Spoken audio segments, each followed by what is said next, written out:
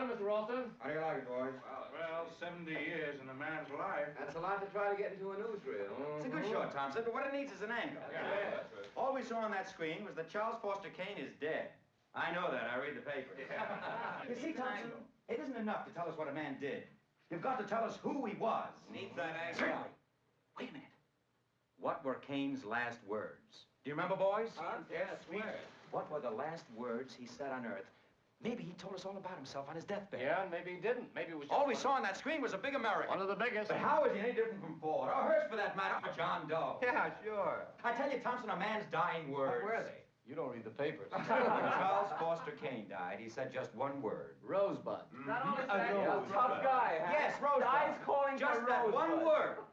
But who is she? What was that? Here's a man that could have been president, who was as loved and hated and as talked about as any man in our time. But when he comes to die, he's got something on his mind called Rosebud. Now, what does that mean? A racehorse he bet on once. Yeah, that didn't come in. All right, but what was the race? Rosebud. Thompson. Yes, Mr. Orson. All this picture up a week. 2 weeks if you have Don't you to. think right after he's dead, it might be Find better to out read the about picture? Rosebud. Get in touch with everybody that ever knew him. Oh, who knew him well. That manager of his, Bernstein. His second wife. She's still living. Susan Alexander Kane. Running a nightclub in Atlantic City. Yeah, that's right. See them all.